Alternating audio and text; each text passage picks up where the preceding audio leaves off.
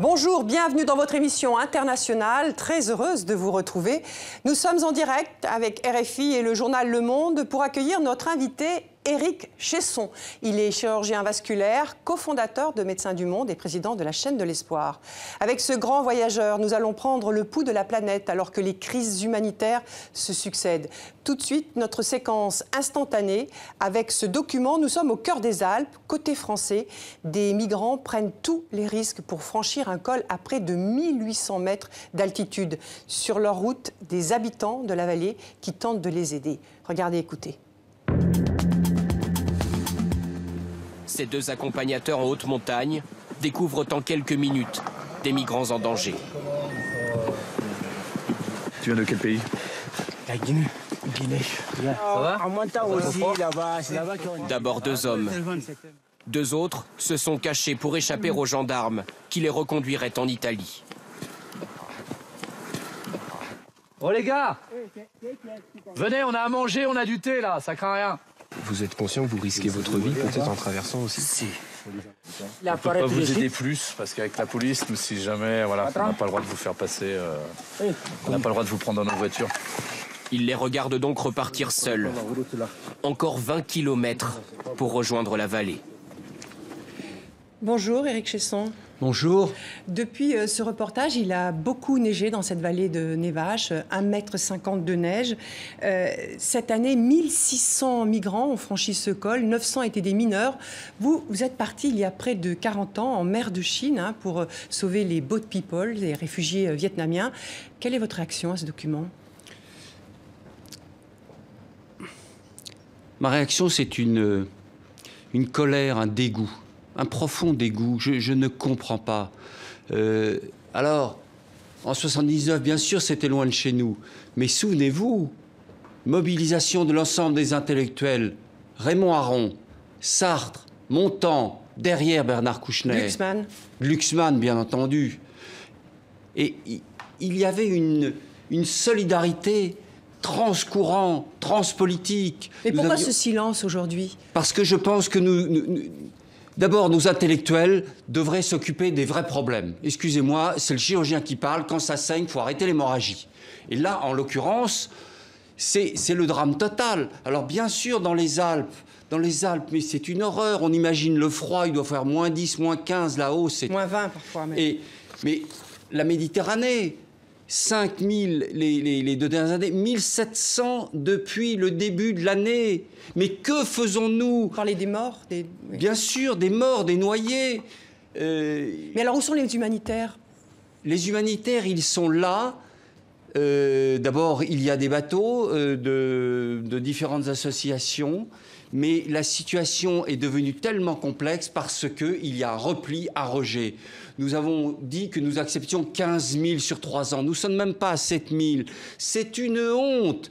Il faut à tout prix ouvrir à ces gens qui se noient ou qui vont mourir de froid. D'abord, réglons le problème urgent, arrêtons la noyade, arrêtons ce qui se passe dans nos montagnes, dans les Alpes, et après, voyons les problèmes. Mais je vous assure, il faut qu'on réagisse. Les politiques, les médecins, les associations, et bravo à ces sortes de, je dirais, brigades humanitaires qui ces accompagnateurs de haute montagne. Alors avant de poursuivre cet entretien, Éric Chesson, je vous propose de revenir sur votre parcours. Regardez ce focus. Écoutez, il a été réalisé par Bastien Bory et Séverine André.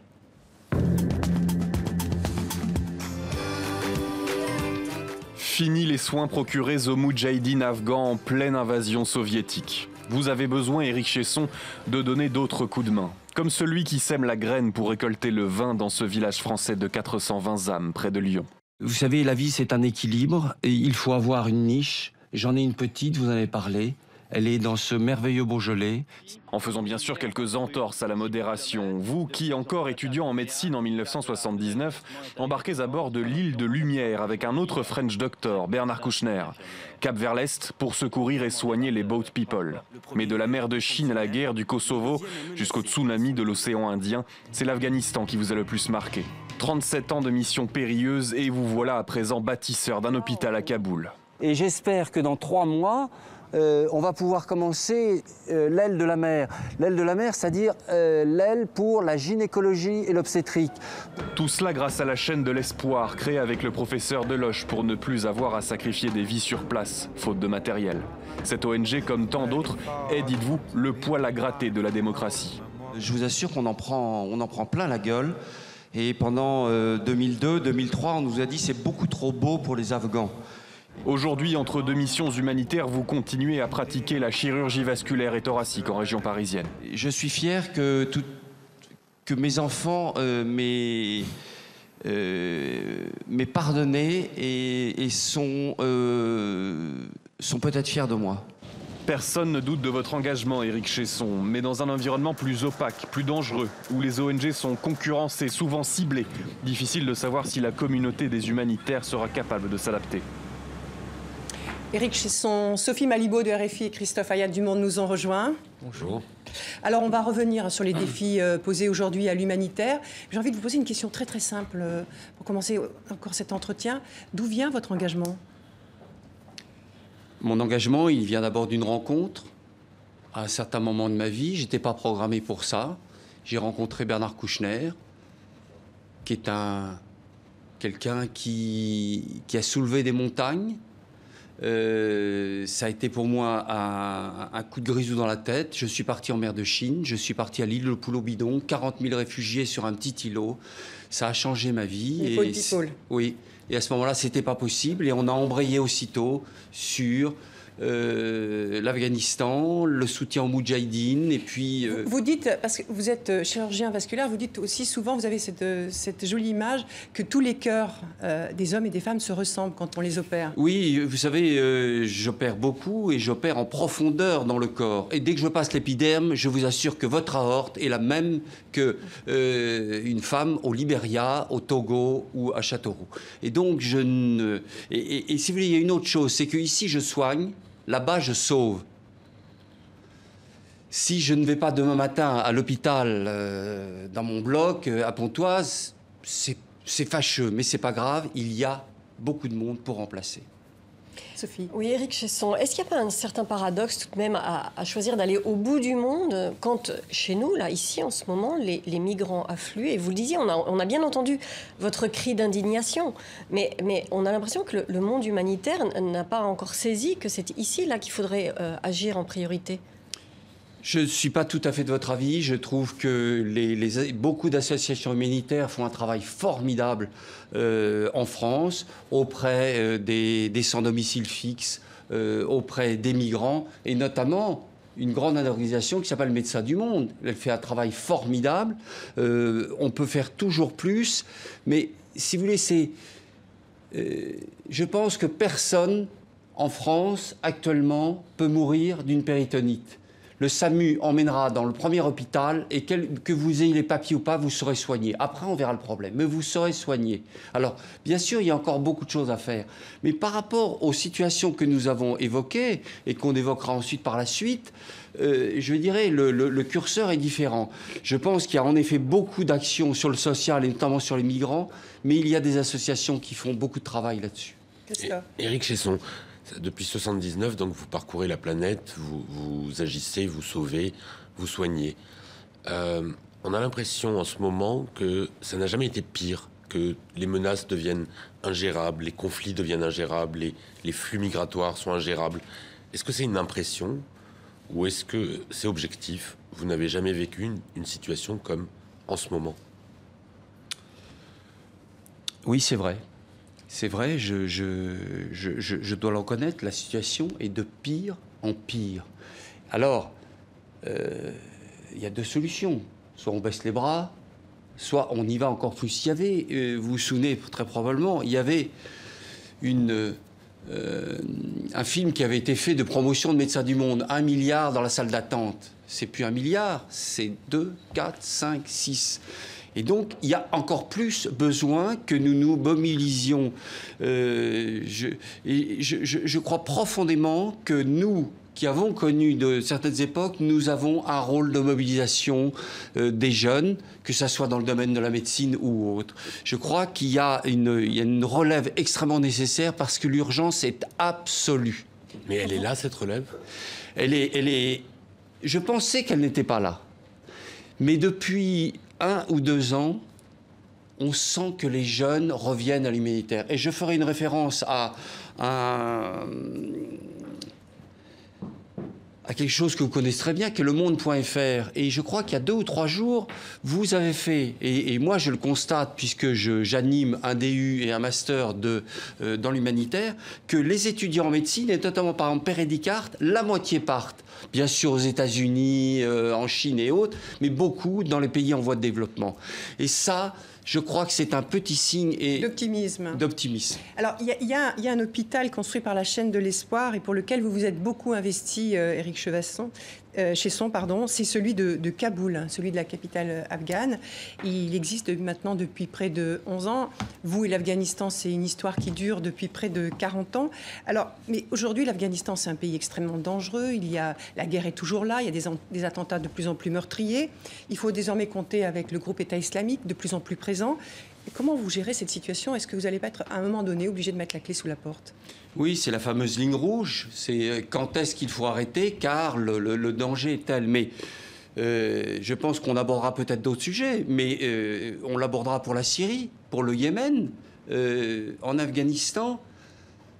Plus ça va, plus quelque part on se bunkérise. On continue. Vous y étiez il y a 3 semaines. J'y étais il y a 3 semaines.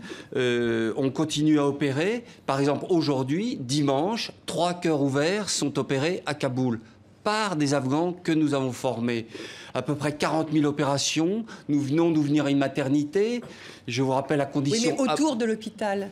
Autour de l'hôpital, la situation devient de plus en plus dangereuse pour nous, mais aussi pour les Afghans, pour l'ensemble de la population à Kaboul c'est extrêmement insécure du fait des attentats, du fait des kidnappings.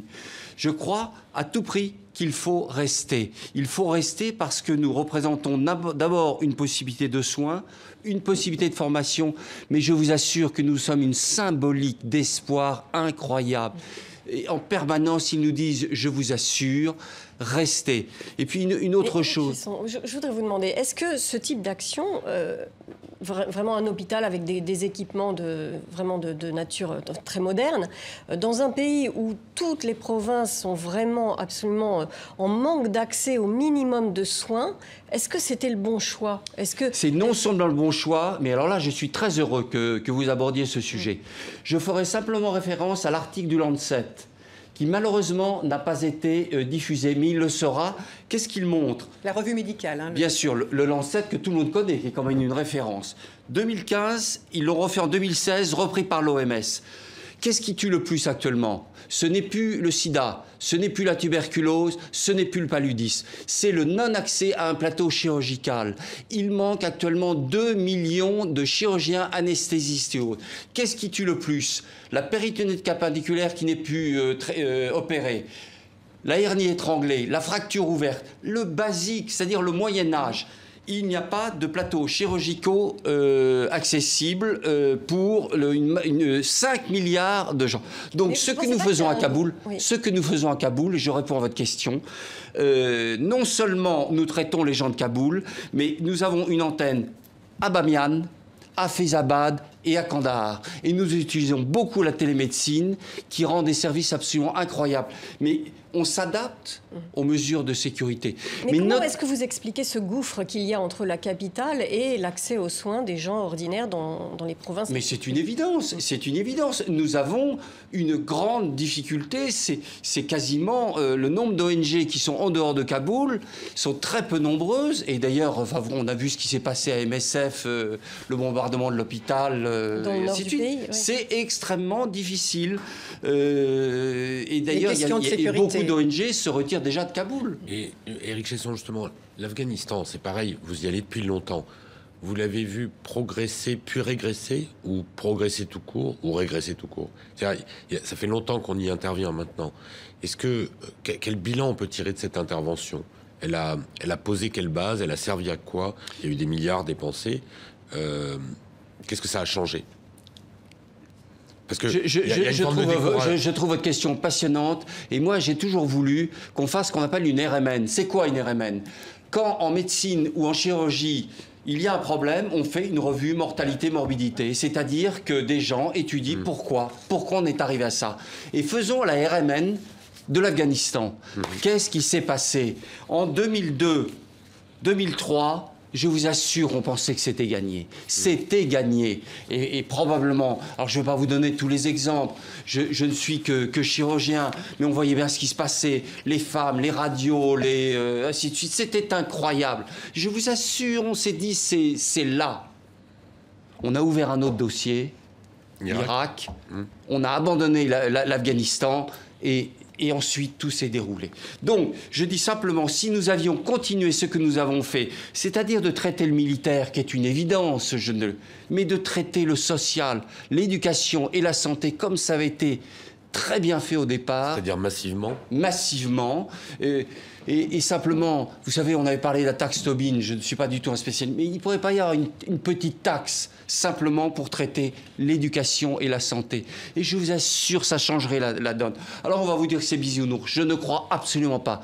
Je vais vous dire simplement une chose, lorsque un Afghan, par exemple venu de zones talibanes comme les zones de Zaboul et autres, vient à l'hôpital de Kaboul et qui voit qu'une infirmière de Toulouse passe une nuit en réanimation, à surveiller son enfant, je vous assure qu'il n'est absolument plus sensible au discours des fous furieux qui nous présentent comme le diable. Et alors pourquoi c'est pas une infirmière afghane? Eh bien, justement, actuellement, à Kaboul, sur 950 salariés, il reste à peu près 7 à 8 expats. Nous venons simplement sur des missions d'appui. Et donc, ce sont les Afghans. Et le plus grand succès, c'est quand c'est un Afghan qui opère, un Afghan qui endort. Ça arrive souvent? Eh bien, je veux dire, c'est à peu près 80% de ce que nous faisons à la chaîne de l'espoir. Parce que soigner, c'est une chose, mais à mon avis, le plus important, c'est former et leur redonner les clés. Éric Chesson, revenons un peu sur ces questions de sécurité. L'an dernier, il y a eu, selon les Nations Unies, 158 attaques contre les opérations d'aide humanitaire. La liste des pays est longue, hein, en Syrie, bien sûr, mais aussi l'Afghanistan, on vient d'en parler, au Yémen, en Somalie. Il y a eu plus de 100 morts parmi les personnels humanitaires, presque autant de kidnappés. Pourquoi? Est-ce que le droit humanitaire n'est plus respecté ou est-ce que c'est parce que les humanitaires sont parfois assimilés à l'une des parties du conflit? Je voudrais d'abord vous dire que je pense que vos statistiques sont un tout petit peu sous-évaluées. Ce sont celles des Nations Unies. Eh ben, je vous assure qu'ils ne sont pas du tout au courant. Je vais d'abord vous donner, moi, un chiffre personnel. Je l'ai vécu le 8 mars 2017 à Kaboul. Attaque de l'hôpital militaire, on a dit 47 morts. Moi, j'y étais. Je vous assure simplement de vous en parler, j'en ai la chair de poule. Ils ont massacré pendant 6 heures à la Kalachnikov, à la baïonnette. Ils ont coupé les têtes des médecins, ils ont coupé les mains des infirmières. C'est une horreur absolue. On parlait tout à l'heure en Syrie, au Yémen, les hôpitaux de Médecins sans frontières. Je crois qu'il y a eu 27 ou 29 morts simplement dans les équipes Donc c'est actuellement, et bien sûr la Syrie, c'est volontaire. Je crois que le non-accès à un hôpital est, je dirais, la cerise sur le gâteau de l'horreur. Et c'est instrumentalisé remarquablement en Syrie. Je pense que les médecins sont des cibles, kidnapping, torture, et hôpitaux bombardés. Et c'est une certitude. Et on peut se demander si ça ne devient pas, comme le viol, une arme. Une arme de guerre. Mais alors, la question se pose aussi de savoir pourquoi on en est arrivé là. Est-ce qu'il n'y a pas eu des erreurs de commises à un moment donné dans la gestion des grandes crises, que ce soit en Afghanistan, en Somalie, etc., quand les militaires se sont mis à faire de l'humanitaire? Est-ce que c'est pas là aussi où on a semé un peu une certaine confusion dans les esprits? Très, très rapidement, Éric Chesson, parce que nous arrivons à la fin de cette première partie de cet entretien. Très probablement, je ne suis, je vous le dis, je ne suis que chirurgien. Je pense que plus nombreux nous sommes à aider, c'est une chose, mais je pense qu'il y a eu probablement une ambiguïté, que les ONG, elles sont non gouvernementales, parfois non gouvernables, et c'est ce qui les rend absolument nécessaires. Il y a un pays où 8 millions de personnes sont au bord de la famine, hein, c'est le Yémen, suite au blocus imposé par les Saoudiens. Alors, une catastrophe humanitaire menace, c'est la famine. Hein. Aujourd'hui, elle est presque devenue une arme de guerre. On parlait du viol tout à l'heure. Pourquoi, en ce qui concerne le Yémen, les opinions la presse ne se mobilise pas, sont aussi silencieuses, et les humanitaires, que font-ils? Est-ce qu'ils sont là aussi, eux aussi, condamnés à l'impuissance? Je pense que le Yémen est presque la cerise sur le gâteau de l'horreur. On est en fin d'année,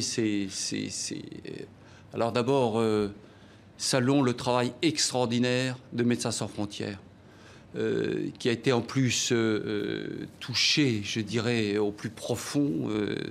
Vous savez qu'il y a eu plus de 29 personnes qui ont été touchées. En plus, il faut peut-être voir l'appel qu'a fait MSF pour montrer la nécessité absolue d'avoir de nouveau accès à leurs hôpitaux. Face à ce blocus, c'est l'horreur intégrale, la guerre, le choléra, la famine. La famine, c'est une horreur absolue. Éric Chesson, tout à l'heure on parlait de la Syrie, là on parle du Yémen. À chaque fois, il y a le même problème, c'est un problème d'accès, des humanitaires, des soignants, de l'aide humanitaire. Il y a un blocus ou même des journalistes et de la presse. Est-ce que un nouvel ordre mondial s'est imposé, qui serait un ordre un peu poutinien, on va dire, mais qui est endossé aussi par des gens des pays comme la Chine, l'Arabie Saoudite, etc. C'est-à-dire, est-ce que finalement, par rapport à une époque où c'était des démocraties occidentales qui dictaient un peu les règles, en fait, aujourd'hui, les règles sont dictées par des régimes autoritaires, voire dictatoriaux. Je pense que l'ordre du monde s'est inversé, quoi. Je pense que vous avez complètement raison. On assiste à, je dirais, à un massacre qui est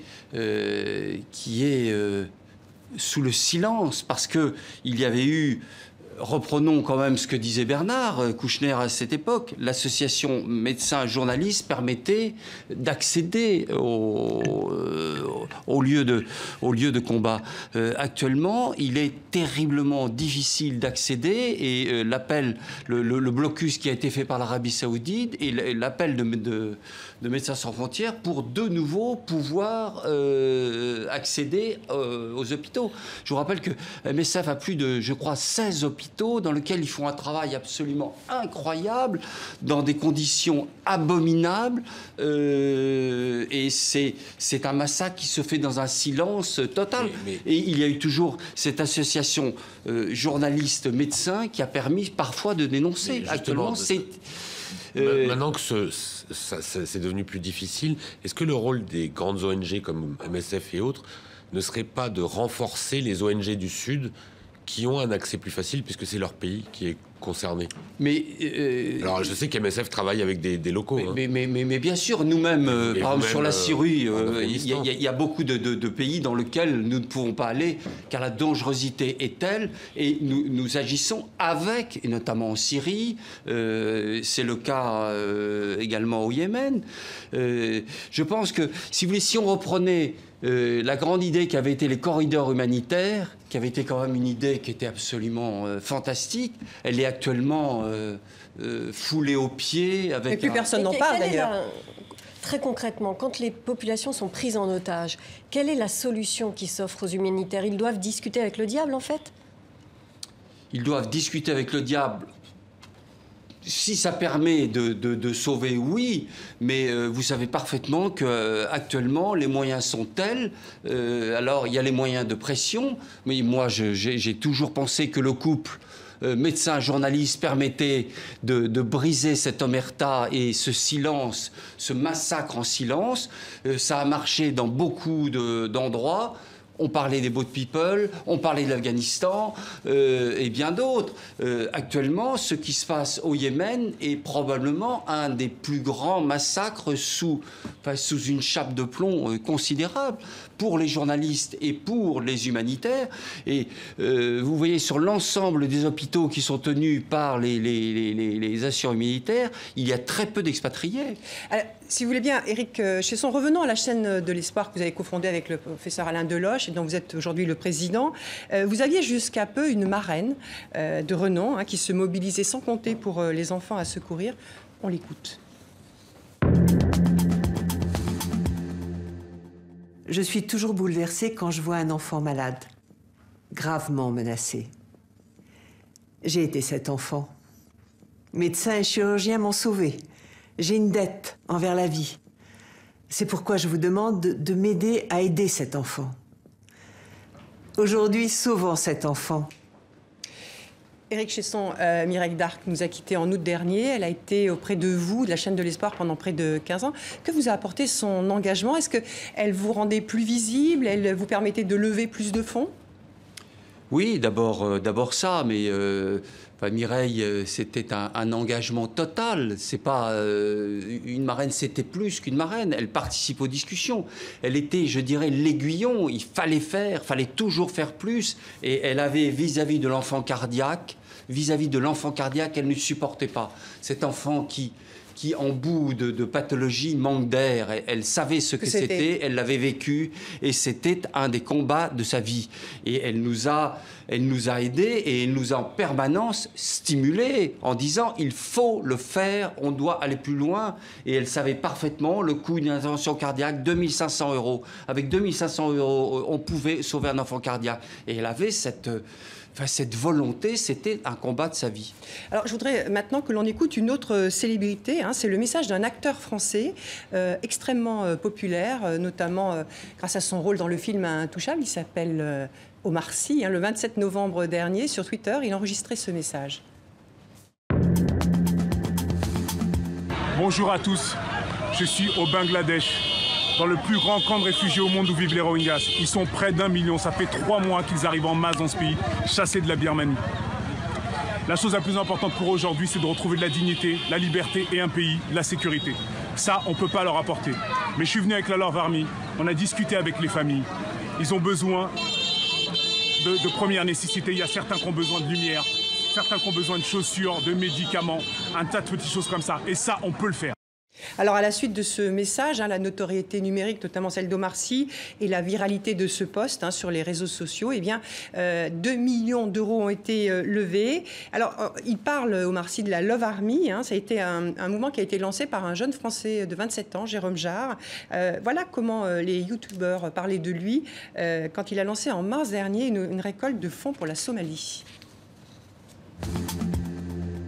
Jérôme s'est fait connaître sur Internet par des vines et des snaps remplis d'humour et d'extrême bonne humeur. Depuis 2 ans, il organise des missions humanitaires grâce à son audience. Il a notamment soutenu des projets aux Philippines, au Sénégal ou encore en Colombie. En ce moment, plusieurs pays d'Afrique de l'Est sont touchés par une violente famine, ce qui met en danger de mort la population. Jérôme décide de lancer une récolte de fonds, les réseaux sociaux se mobilisent très vite et d'autres influenceurs rejoignent le mouvement, appelé Love Army for Somalia. En moins d'1 semaine, il récolte plus de 2 millions de $. Grâce à cet argent, ils ont déjà commencé à distribuer de la nourriture et de l'eau à Mogadiscio, dans la capitale de la Somalie. La Love Army travaille sur place avec l'organisation humanitaire ARC, qui est gérée à 100% par des Somaliens. Alors, ce succès, Éric Chesson, de la Love Army, est-ce que ça veut dire que les jeunes se détournent de l'aide humanitaire classique, des grandes ONG classiques, ou est-ce que c'est parce qu'ils veulent aller vers des actions plus efficaces, plus concrètes? Quel regard vous portez-vous sur cette action? Je trouve ça formidable, mais excusez-moi, il n'y a rien de nouveau. On l'a fait de toute époque, et à la limite, trouvons 2-3 personnes très emblématiques dans le monde de la chanson, dans le monde du cinéma et autres, et allons dénoncer ce qui se passe en Méditerranée. Allons-y. Et derrière, mais je veux dire, quand on a fait les Boat People... Ce qu'ils mettent en avant, c'est... Excusez-moi, quand on a fait les Boat People, qui y avait Raymond Aron, Sartre, Montand, Signoret... Oui, mais là, ce qu'ils mettent en avant, c'est que l'argent va directement, il n'y a pas d'intermédiaire, directement, il passe par des ONG locales. Mais que ce soit par des ONG locales, que ce soit par des ONG nationales, internationales et autres, de toute façon, le but, c'est de soigner, de sauver, de nourrir. À un moment, et c'est peut-être là où les French Doctors existent toujours, mais ils ne sont plus, ce n'est plus un combat individuel, c'est un combat collectif qui demande professionnalisme. Professionnalisme, d'abord transparence vis-à-vis de donateurs. Mais quand... Alors, Éric Chesson, moi j'ai une question. Est-ce que, justement, sur le regard que vous portez sur les humanitaires en général, est-ce qu'il y a des bons humanitaires et des moins bons? Parce qu'on le voit, les French Doctors ne sont pas seuls. Il y a aussi des organisations prosélytes. On a des évangélistes, on a des islamistes qui font de l'humanitaire, entre guillemets. Quel regard vous portez là-dessus? Tout est bon? Absolument pas. Je dirais, dans votre milieu journalistique, vous avez probablement exactement les mêmes dérives, les mêmes... mais je crois que pour ce qui est de la France, il y a des organismes de contrôle. Ça s'appelle la RUP, la reconnaissance d'utilité publique, ça s'appelle le comité de la charte, qui, je vous assure, quand vous êtes au comité de la charte, et je dis à ceux qui nous écoutent, regardez, quand vous donnez pour quelqu'un, si vous avez en bas comité de la charte, je vous assure que vous passez un examen où vous ne pouvez pas faire n'importe quoi. Je pense que ces mouvements sont absolument indispensables. Ils sont le poil à gratter de notre confort intellectuel et de notre repli sur soi. Nous sommes à un moment de repli sur soi qui est absolument effrayant. Et donc, je pense qu'il faut continuer. C'est formidable que ces jeunes se mobilisent. Et Éric Chesson, justement... vous parliez de repli sur soi. Est-ce qu'on observe une diminution de la générosité, des dons, ou est-ce que c'est pas le cas? On observe une diminution des dons, et je crois qu'il y a une étude dont je n'ai pas il y a quelques semaines, je crois que c'est un repli de 4 à 6% des dons, 4 à 6%, c'est considérable. Je pense que l'époque est frileuse, ayons l'honnêteté de le dire, elle est frileuse, c'est le repli sur soi, la peur de l'autre. Moi, je dis au contraire qu'il faut ouvrir. Il faut d'abord sauver. Je suis chirurgien, sauvons d'abord les gens qui se noient, sauvons les gens qui sont dans la montagne, et après on discute. Mais je pense qu'il faut à tout prix qu'on ouvre le jeu et qu'on ouvre la porte à l'autre. Mais on entend bien votre indignation, Éric Chesson, mais il y a aujourd'hui des dizaines de milliers d'ONG. En 1980, il y en avait 4000. Et aujourd'hui, il y a beaucoup d'ONG qui souffrent d'une image de charité business. Alors, j'ai envie de vous demander, on a l'impression que certains mobilisent beaucoup d'argent et puis il n'y a pas beaucoup de résultats à la clé. C'est probablement vrai, mais je pense que ce monde... Mais il y en a trop d'ONG, par exemple? Vous pensez que... Je ne pense pas. Mais c'est devenu un business comme un autre? Si vous voulez, une ONG qui a un plan et elle ne va pas aller très loin. À partir du moment où vous arrivez, excusez-moi, dans le dur, c'est-à-dire la médecine, sauver des gens en mer Méditerranée, ou donner des logements à des gens, il y a des lois, il y a des règles, et c'est extrêmement difficile. Il faut être structuré, il faut être sérieux, il faut être professionnalisé. Et d'ailleurs, vous avez encore de plus en plus de gens qui vont faire leur métier de ça, que ce soit en médecine, que ce soit des logisticiens, des contrôleurs de gestion, il y a maintenant toute une filière qui s'occupe de ça, qui se professionnalise. Oui, mais alors justement, au Royaume-Uni, on voit maintenant des ONG qui sont quasiment des entreprises, ou qui sont des entreprises à qui la question du profit ne pose pas de problème, mais elles disent en contrepartie, on est efficace, c'est-à-dire qu'on est capable de montrer ce qu'on a fabriqué, etc. Est-ce que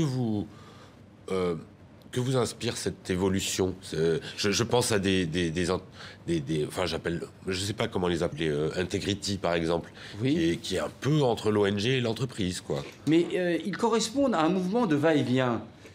Vous aviez, excusez-moi, je ne veux pas être passéiste, mais il y avait ce qu'on appelle un ministère de la coopération. Okay. Mais il y a l'AFD aujourd'hui, l'Agence française pour le développement. Exactement. Elle a été, elle a disparu en vol. Ce ministère de la coopération envoyait des milliers d'instituteurs, d'agriculteurs, de médecins, d'infirmières, et j'en passe, dans tous les pays, notamment d'Afrique ou les pays en développement. C'était de la transmission de savoir, c'était du dialogue, c'était du lien, c'était du liant. c'était un bras armé de dialogue. Il a disparu, dissous. Pour quelles raisons, selon vous?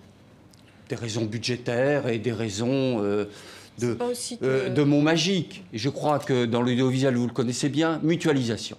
Alors là, on a ouvert donc toutes les portes. Mais il a disparu. De l'autre côté, je pense que Afrique, on nous dit c'est pas de la coopération qu'on veut, c'est du partenariat. C'est ça aussi le discours de l'autre côté. Oui, mais enfin, si vous voulez du partenariat, vous ne demandez pas du partenariat, je trouve que c'est indigne.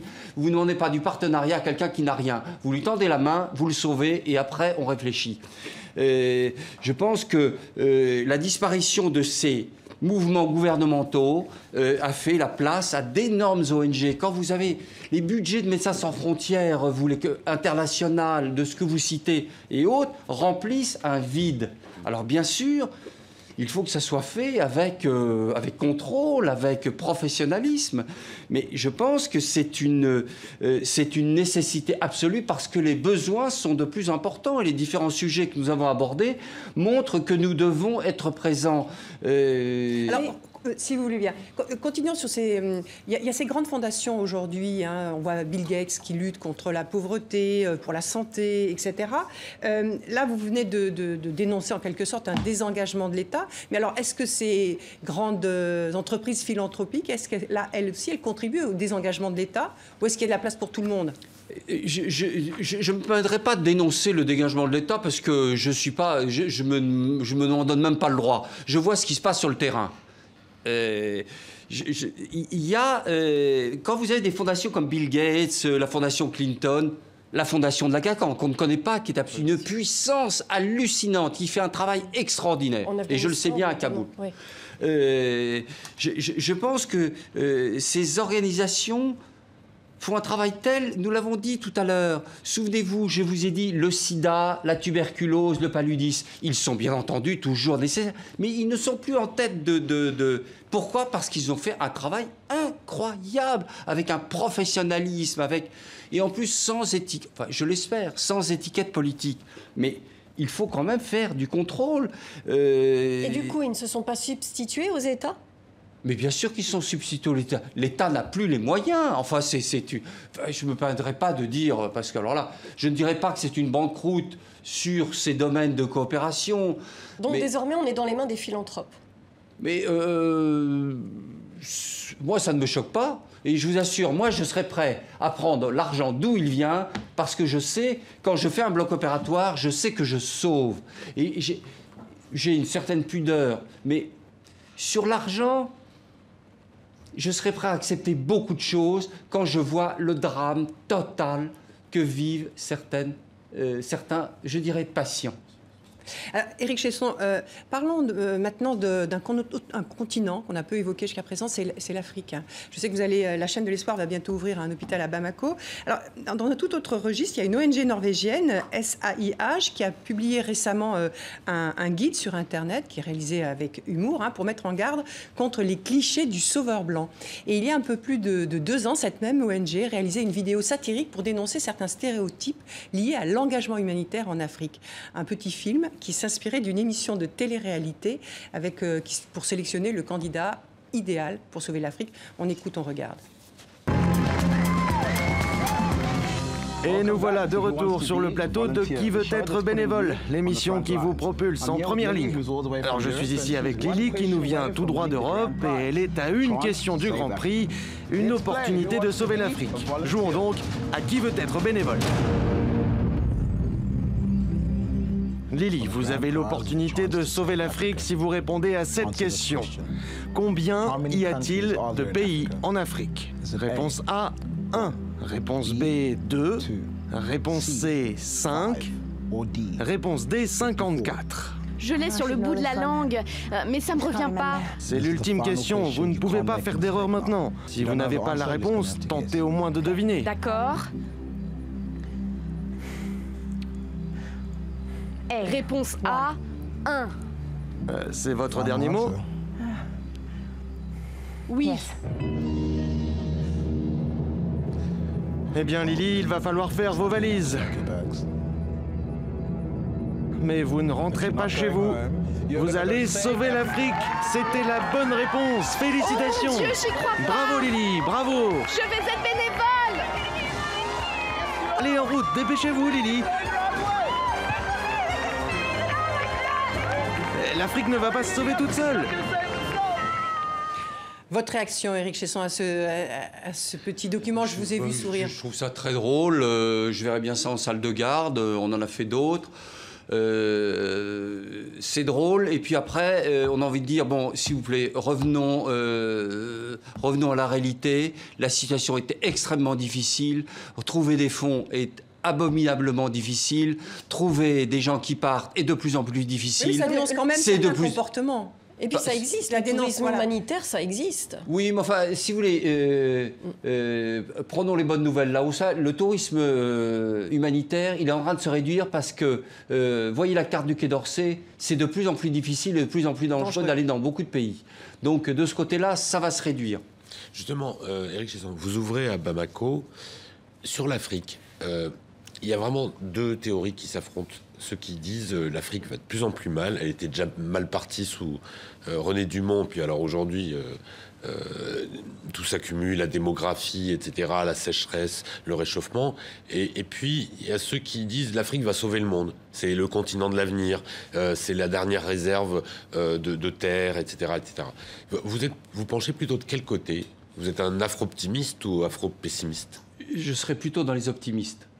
Je serais plutôt dans les optimistes parce que je pense que il y a quelque chose quand on va en Afrique, il y a une poussée de la jeunesse, et puis ces moyens numériques permettent de gommer ce gap culturel parce qu'ils ont accès à ça. Et je trouve que dans notre domaine, ils sont extrêmement exigeants, extrêmement volontaristes et je pense qu'il y a une lueur d'espoir. Et quel regard est-ce que vous portez sur le rapport de notre pays avec le continent africain? Est-ce que vous trouvez qu'il évolue, ce rapport? Il évolue. Alors, peut-être que le dernier voyage de M. Macron nous permet de voir qu'il évolue. Des jeunes, entre guillemets, pardonnez-moi de le dire, un jeune parle aux jeunes. Et à partir du moment où on n'est pas plombé par un passé qui est... Peut-être qu'en se portant vers l'avenir, il y a une possibilité de... Mais alors, donc vous êtes afro-optimiste, ce qui est bien. Et en même temps, tout à l'heure, vous parliez des morts en Méditerranée, du drame. Et avant la Méditerranée, il y a le drame libyen, où des dizaines de milliers de personnes arrivent chaque mois dans l'espoir éventuel de passer la Méditerranée. C'est qui fuit un continent qui va pas très bien et qui exploite sa propre misère. Il y a eu ces images terribles. Alors, si vous laissez, je ne cherche pas à faire une analyse géopolitique très profonde. C'est simplement un chirurgien qui vous parle. Je pense qu'il y aurait une marche de plus à franchir pour l'Afrique avec donnons-lui le minimum de l'éducation et le minimum de la santé. Il n'y a pas une famille au monde, quand quelqu'un est malade, et je vous assure, on le voit bien en Afghanistan, même les familles de talibans ou de fous furieux, quand un gamin a une péritonite paniculaire ou que la grand-mère a ceci, le soin. Donc, donnons-leur le coup de pouce et ensuite allons les former sur place. Arrêtons de les faire venir chez nous. Les pathologies ne sont plus les mêmes.